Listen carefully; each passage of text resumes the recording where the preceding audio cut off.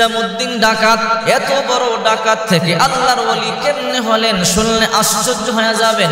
এত বড় ডাকাত ছিল নিজামুদ্দিন আউলিয়া। কথার আগেই তার তরবারিটা চলতো। বিবি একদিন নাস্তা বানাইয়া বলে, স্বামী নাস্তা করেন? বলে, না নাস্তা করবো না। কেন নাস্তা করবেন না? 99টা হত্যা করেছি, আরেকটা বাকি আছে। যতক্ষণ পর্যন্ত 100 পূরণ না হবে ততক্ষণ পর্যন্ত আমি নাস্তা করব না। চিন্তা করে দেখেন কেমন বড় ডাকাত ছিল নিজামুদ্দিন আউলিয়া। আর একজনকে হত্যা করবার জন্য জঙ্গলের মধ্যে 4 রাস্তার মোড়ে বসে আছে। যেই জায়গা দিয়ে বণিকেরা যায়, ব্যবসায়ীরা মাল সামানা নিয়ে যায়, নিজামুদ্দিন ডাকাতের কাজ হলো বণিকদের মাল সামানা জোর করিয়া কারিয়ে নিয়ে যায়। কোন কথা উল্টা পাল্টা বললেই কল্লা উড়াইয়া দেয়। 4 রাস্তায় মোড়ে গিয়ে বসা, যে প্রথমে আসবে তার কল্লাটাই কেটে ফেলবো, আর তার কল্লা কাটলে পরে 100 পূরণ হবে। বাড়িতে গিয়ে নাস্তা করবো। পেটের মধ্যে বড় ক্ষুধা, লম্বা সময় কেউ আসে না। হঠাৎ করে বিকাল বেলা তাকাইয়া দেখে হাঁটি হাঁটি পা পা করে একটা বৃদ্ধ মানুষ আসতেছে। মাথার মধ্যে পাগড়ি, মুখের মধ্যে দাড়ি, পিঠের মধ্যে ছোট্ট একটা গাটুরি, বাঁকা হয়ে হাতের মধ্যে লাঠি নিয়ে আস্তে আস্তে আসতেছে। যেমন ডাকাত তার সামনে গিয়া বলে, হে বড় দিকে আয়, তোর গাটুরির মধ্যে কি আছে সব কিছু বের কর। ওই ব্যক্তি বলতেছে, আমার গাটুরির মধ্যে তেমন কোনো কিছু নাই। বলে, কি আছে সত্যি করে বল। বলে, দুনিয়ার মুসাফির যারা, তাদের গাটুরির মধ্যে তেমন বেশি কিছু থাকে না। কিছু খাদ্য আর পুরাতন আমার কিছু কাপড় আছে, অল্প কিছু পানি আছে। এরপরে গাটুরি খুললো, খুলবার পরে দেখে তাই তো পুরাতন কয়েকটা কাপড়, অল্প কিছু শুকনা খাবার আর একটু পানি আছে। মাথা গরম হয়ে গেল। এত ক্ষুধার তো তোমাকে হত্যা করে ফেলবো। ওই বৃদ্ধ লোকটা বলে, কেন হত্যা করবা? বলে, আমি ওয়াদা করেছিলাম একটা হত্যা করলে 100 পূরণ হবে। বিবিরে বললাম, যতক্ষণ পর্যন্ত 100 পূরণ না হবে ততক্ষণ পর্যন্ত নাস্তা করব না। পেটের মধ্যে বড় ক্ষুধা। ওই বৃদ্ধ লোকটা সাধারণ মানুষ না, জমানার সবচেয়ে বড় আল্লাহর ওলি শেখ ফরিদ রহমাতুল্লাহি আলাইহি চোখের পানিগুলো সারিয়ে দিয়া বলে, বাবা আমি কোনো অন্যায় করলাম না, কোনো দোষ করলাম না, তুমি আমাকে হত্যা করবা কেন? বলে, অন্যায় লাগবে না, দোষ লাগবে না, আমার মনে চাইছে হত্যা করে ফেলবো। বলে, কেন হত্যা করবা? বলে, তোমাকে হত্যা না করলে আমি নাস্তা খাইতে পারবো না। বিবিরে বললাম, 100 হত্যা পূরণ হবে, এরপরে গিয়ে নাস্তা খাবো। 99টা করেছি, তোমাকে করলেই 100 হত্যা পূরণ হয়ে যাবে। এইবার শেখ ফরিদ রহমাতুল্লাহি আলাইহি বলে, বাবা হত্যা করবা ভালো কথা, একটা কথা তোমাকে বলি। কি কথা বলো? হে নিজামুদ্দিন, তুমি কয়টা হত্যা করেছো? 99টা হত্যা করেছি। বলে, এত হত্যা করেছো কেন? বলে, হত্যা করিয়ে মানুষের মাল সম্পদ সব লুণ্ঠন করে নিয়েছি, স্বর্ণ গহনা সব নিয়েছি। নেওয়ার পরে কি করেছো? বিবিকে দিয়েছি, সন্তানদেরকে দিয়েছি, বাড়ি করেছি, অর্থ সম্পদ করেছি। হে নিজামুদ্দিন ডাকাত, শুনো, তুমি যে তোমার বিবিকে অন্যায় করিয়া গহনার মালিক বানাইয়া দিলা, তুমি যে অন্যায় করিয়া তোমার সন্তানদেরকে বিশাল বড় ধনী অট্টালিকার মালিক বানাইয়া দিলা, যখন মৃত্যুবরণ করবা কিয়ামতের ময়দানে, যখন আল্লাহ তাআলা পাপের বোঝাগুলো তোমার মাথার মধ্যে চাপাইয়া দিবে, ওই দিন কি তোমার বিবি, তোমার সন্তান তোমার পাপের বোঝা বহন করবে? নিজামুদ্দিন ডাকাত বলে, অবশ্যই আমি পাপ করে এই অর্থ সন্তানদেরকে দেই, বিবিকে দেই, অবশ্যই কিয়ামতের ময়দানে আমার বিবি, আমার সন্তান আমার পাপের বোঝা বহন করবে। এবার নিজামুদ্দিনকে বলতেছে, না রে বাবা, না, বাড়িতে যাও, জিজ্ঞাসা করো, যদি পাপের বোঝা তোমার বিবি বহন করে, তোমার সন্তান বহন করে, আইসা তুমি আমাকে হত্যা করে ফেলো। এই কথা বলবার পরে নিজামুদ্দিন ডাকাত বলে, না না, আমি এই দিকে বাড়িতে যাই আর তুমি পালাইয়া যাও। এবার শেখ ফরিদ রহমাতুল্লাহ আলাইহি বলে, না না, আমি পালাইয়া যাব না, আমি পুরা মানুষ, এমনি চলতে কষ্ট হয়, বিশ্বাস না হইলে আমার হাত পা গুলো বাঁধিয়া যাও। এই জঙ্গলের মধ্যে কেউ নাই, কেউ নাই, শক্ত করি আমার হাত পা গুলো বাঁধো। হাত পা গুলো বাঁধিয়ে বাড়িতে যাও। বিবিকে জিজ্ঞাসা করবা, বিবি, এই যে মানুষের মাল সম্পদ মানুষকে হত্যা করিয়া তোমাকে আনিয়া দেই, কিয়ামতের ময়দানে আল্লাহ যখন পাপের বোঝা আমার মাথার মধ্যে দিবে, তুমি কি পাপের বোঝা বহন করবা কিনা বলো? এইবার হাত পা ভালো করিয়া শক্ত করিয়া বাঁধলেন। বাঁধিয়া আল্লাহর ওলিকে গাছের নিচে ফালাইয়া নিজামুদ্দিন ডাকাত বাড়িতে চলে গেল। বিবি কয়, সন্তানেরা সর সর, তোদের বাবা আসছে, নাস্তা খাবে, সর। এবার নিজামুদ্দিন ডাকাত বলে, না না, নাস্তা আমি করব না। কেন নাস্তা করবেন না? বিবি সত্যি করে বল, এই যে মানুষকে হত্যা করিয়া কষ্ট দিয়ে মাল সম্পদ লুণ্ঠন করি, ডাকাতি করিয়ে তোমাকে আনিয়া দেই, কিয়ামতের ময়দানে পাপের বোঝা যখন আল্লাহ আমার মাথার মধ্যে দিবে, ওই দিন কি আমার পাপের বোঝা তুমি বহন করবা কিনা বলো? বিবি তখন বলে, না রে স্বামী না, আমি তো কোনোদিন বলি নাই অন্যায় করেন, অত্যাচার করে জুলুম করে আমাকে স্বর্ণ গহনার মালিক বানাইয়া দেন। আমার বাবা আপনার কাছে এই জন্য বিবাহ দেয় নাই। ওগো স্বামী আমার, না না, আপনার একটা পাপের বোঝা আমি বহন করতে পারবো না। প্রয়োজনে 3 বেলার জায়গার মধ্যে 1 বেলা আমাকে খাওয়ান, এরপরও আপনার পাপের বোঝা আমি বহন করতে পারবো না। এরপরে দৌড়াইয়া সন্তানদের কাছে গেল, এ সন্তানের জীবনে কত অন্যায় করিয়া, অত্যাচার করিয়া, ডাকাতি করিয়া মাল সম্পদ তোমাদেরকে দিলাম, ধনী বানাইয়া দিলাম, কোনো কিছুর অভাব নাই।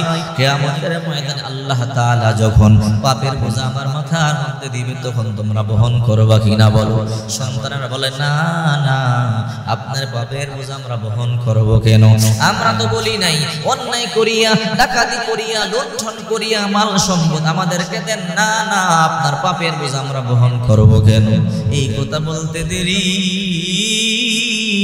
চোখের পানিগুলো সারিয়ে দৌড়াইয়া জঙ্গলার মধ্যে চলে যায়।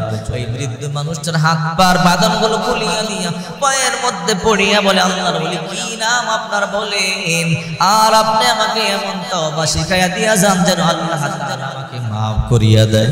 জাহান্নাম ছাড়া কোনো উপায় নাই, জাহান্নাম ছাড়া কোনো উপায় নাই। আল্লাহর ওলি শেখ ফরিদ রহমাতুল্লাহ আলাইহি চলিয়া যায়, পাপও ছাড়েন, আপনি বলিয়া যান কি করলে আল্লাহ আমার গুনাহগুলোকে মাফ করবে, কি করলে আল্লাহ আমার তওবা কবুল করবে। এবার শেখ ফরিদ রহমাতুল্লাহ আলাইহি বললেন, তাহলে শুনুন, এই যে একটা মরা গাছ দেখতেছো, যে গাছের মধ্যে পাতা নাই, ফুল নাই, ফল নাই, তুমি এই গাছের নিচে বসিয়া তওবা করবা, জিকির করবা, নামাজ আদায় করবা, কান্নাকাটি করবা। যেদিন দেখবা গাছের মধ্যে ফুল ফুটেছে, পাতা গজাইছে, যেই দিন দেখবা গাছের মধ্যে ফল ধরেছে, বুঝবা ওই দিন আল্লাহ তাআলা তোমার তওবা মঞ্জুর করেছে। এই কথা বলি আল্লাহর ওলি শেখ ফরিদ রহমাতুল্লাহি আলাইহি চলে গেল। নিজামউদ্দিন ডাকাত জঙ্গলার মধ্যে বসে, বাড়িতে যায় না, জিকির আজগার করে, তাসবিহ তাহলিল আদায় করে, জঙ্গলার পাতা লতা খায়, ফল ফ্রুট খায়া খায়া এখানে জিন্দেগি পার করতেছে, আর চোখের পানি সারিয়া সারিয়া কান্না করতেছে। 1 বছর চলে গেল, 2 বছর চলে গেল, 3 বছর চলে গেল, মনে মনে চিন্তা করে উপরে কি তাকাবো না তাকাবো না। যখনই মনে মনে চিন্তা করে, একটু তাকাইয়া দেখি গাছের মধ্যে ফুল ফল ধরছে কিনা, আবার মনে মনে চিন্তা করে, আমি যেই পাপ করেছি, আমার মতো পাপে কি আল্লাহ এত সহজেই মাফ করবে না? লজ্জায় তাকায় না। 10 বছর চলে গেল, উপরে তাকায় না। 1+12 বছর চলে গেল, উপরে তাকায় না। গভীর রাত, হঠাৎ করে চোখের পানি সারিয়া সারিয়া সারিয়া হঠাৎ করে তাকাইয়া দেখে পাশেই জঙ্গলার মধ্যে কোদালের আওয়াজ শোনা যায়, কে যেন মাটি খনন করতেছে। নিজামউদ্দিন ডাকাত হাঁটি হাঁটি পা পা করে সেখানে গেলেন। যাওয়ার পরে কি বলে, কে তুমি, কি তোমার পরিচয়, তুমি কি করো, কবর কেন খনন করো? বল, এই কবরের মধ্যে একটা সুন্দরী যুবতীকে দাফন করা হয়েছে, তো দাফন করা হয়েছে, খনন করো কেন? বলে, আপনি তো জানেন না, এই মেয়েটাকে আমি বড় পছন্দ করতাম, আমি ছিলাম মদখোর, জিনাকার, আমি ছিলাম জালেম, এই জন্য তার বাবা আমার কাছে বিবাহ দেয় নাই। মেয়েটা ছিল বড় পরহেজগারিনী, নামাজি, পর্দাশীল, আমি বড় জোর করিয়া বিবাহ করতে চাইলাম। মেয়েটা তখন ইন্তেকাল করেছে। মেয়েটা ইন্তেকাল করবার পরে তার বাবা এখন দাফন করেছে। আমি মনে মনে চিন্তা করলাম, দুনিয়া তোমাকে পাই নাই, কবরে তোমাকে নষ্ট করব, কবরের মধ্যে ডুইকে জিনা করব, ধর্ষণ করব, এই জন্য এখন লাশটা উঠাবো, লাশটা উঠাইয়া এই লাশটার সাথে আমি জিনা করে আমার মনের খায়েশ পূর্ণ করব। এই কথা শুনবার পরে নিজামউদ্দিন ডাকাতের মাথা গরম হয়ে গেল। টান দিয়ে কোদালটা নিয়ে কল্লার মধ্যে এমন জোরে একটা কোপ দিল, সাথে সাথে মাথাটা উইরা 10 হাত দূরে গিয়ে পড়লো। কল্লা উড়াইয়া দেওয়ার পরে মনে মনে চিন্তা করে, আহারে, আমি না বলেছিলাম, ওয়াদা করেছিলাম জীবনে আর হত্যা করব না, আবার তো কল্লা উড়াইয়া দিলাম। 100 হত্যা পূরণ হয়ে গেল। মনে হয় আল্লাহ তাআলা আর আমারে মাফ করবে না। আবার কাছে নিচে আইসা চোখের পানি সারিয়া হোফায়া হোফায়া কান্না করে বলে, মালিক, জীবনে যতগুলো হত্যা করেছি সবগুলো নিজের স্বার্থের জন্য হত্যা করেছি। আজকের হত্যাটা আমি আমার জন্য করি নাই, তোমার এক বান্দির ইজ্জত হেফাজতের জন্য করেছি। ওগো আল্লাহ, তুমি আমারে মাফ করে দাও। জানি না আর কত বছর কান্না করলে তুমি আমার দোয়া মঞ্জুর করো। চোখের পানিগুলো সারিয়া সারিয়া কান্না করে। হঠাৎ করে তাকাইয়া দেখে ওই যে বৃদ্ধ লোকটা শেখ ফরিদ রহমাতুল্লাহি আলাইহি হাঁটিয়া যায়। দৌড়াইয়া গিয়ে পায়ে ধরে বলে, ওগো আল্লাহর ওলি, কতদিন আগে আপনার সাক্ষাৎ পাইলাম, আবার আজকে পাইলাম। ওগো আল্লাহর ওলি, আপনি যেই দিন গাছতলার মধ্যে বসাইয়া দিয়া গেলেন, ওই দিন থেকে এখানে বসিয়া বসিয়াই কান্না করি, জিকির করি, বাড়িতে যাই না। বলে, বলো কি, 1 যুগ 12 বছর হয়ে গেল, এখন বাড়িতে যাও না? বলে, না, যতদিন পর্যন্ত আমার আল্লাহ আমারে মাফ না করবে ততদিন পর্যন্ত আমি জংলা সারিয়া যাব না। শেখ ফরিদ রহমাতুল্লাহ আলাইহি বলে, তুমি কি উপরে তাকাইছো? বলে, না, তাকাই নাই। বলে, কেন তাকাও নাই? বলে, আমার লজ্জা, আমার মতো পাপীকে আল্লাহ এত কি দ্রুত মাফ করবে? বলে, নিজামুদ্দিন, এই 12 বছরের মধ্যে কি একবারও তাকাও নাই? বলে, না গো আল্লাহর ওলি, একবারও তাকাই নাই। বলে, উপরে তাকা, উপরে তাকাইয়া দেখ, তোর মরা গাছের মধ্যে ফুলে ফলে ভরে গেছে। চিন্তা করে দেখেন, এই জন্য আল্লাহ পাক রব্বুল আলামিন বলেন, আলা ইন্না আউলিয়া আল্লাহি লা খাউফুন আলাইহিম ওয়ালা হুম ইয়াহজানুন। আউলিয়া যারা, আল্লাহর ওলি যারা, তাদের কোনো ভয় নাই, তাদের কোনো চিন্তা নাই। আল্লাহ তাআলা এদের সাথে থাকেন। এই জন্য ওলিদের সাথে বেয়াদবি করবেন না, আউলিয়াদের সাথে বেয়াদবি করবেন না। তারা আল্লাহ ওলাদের সাথে বেয়াদবি করে, আল্লাহ পাক রব্বুল আলামিন দুনিয়ার মধ্যে তাদেরকে বেয়াদবি করে। আউলিয়া যারা, এদের সাথে কখনো বেয়াদবি করবেন না। এখান থেকে আমরা যে শিক্ষাটা পেলাম, 100 হত্যা করবার পরেও যদি আল্লাহ তাকে মাফ করতে পারে, আল্লাহ তাআলা মাফ শুধু করেন নাই, তাকে এমন বড় ওলি বানায়া দিয়েছে, তার গ্রহণযোগ্যতা মুসলমানদের মধ্যে এতটাই বেশি, শত শত বছর আগে দুনিয়া থেকে চলে গেছে। আজও মানুষ তাকে শ্রদ্ধার সাথে স্মরণ করে, আজও মানুষ তাকে ভালোবাসে। এর কারণটা কি? এর কারণটা হলো আল্লাহ তার ইবাদত, আল্লাহ তার তাওবা এতটাই পছন্দ করেছেন, এতটাই মঞ্জুর করেছেন, আল্লাহ এতটাই বন্ধু তাকে বানায় নিছে যে প্রতিটা মুমিনের কলবের মধ্যে তার কথা স্মরণ করবার জন্য আল্লাহ তাআলা মুমিনের কলবের ভিতরে তার কথা ঢুকাইয়া দিছে। চিন্তা করছেন কত বড় আল্লাহর ওলি হযরত নিজামুদ্দিন আউলিয়া। ডাকাত থেকে এত বড় আল্লাহর ওলি হয়েছে তওবা করবার কারণে, জিকির করবার কারণে। এই জন্যই আল্লাহ পাক রব্বুল আলামিন আমাদেরকে ডাকেন, ইয়া ইবাদি আল্লাযীনা আসরাফু আলা আনফুসিহিম লা তাকনাতু মির রাহমাতিল্লাহ। হে আমার আদরের বান্দা বান্দীরা, তোমরা আল্লাহর রহমত থেকে নৈরাশ হইও না। আমি আল্লাহর রহমত থেকে নৈরাশ হইও না, কারণ তোমার গুনাহ যত বড়ই হয় কিন্তু আমার রহমত থেকে কিন্তু তোমার গুনাহ বড় না, তোমার গুনাহ থেকে আমার রহমত অনেক অনেক বড়।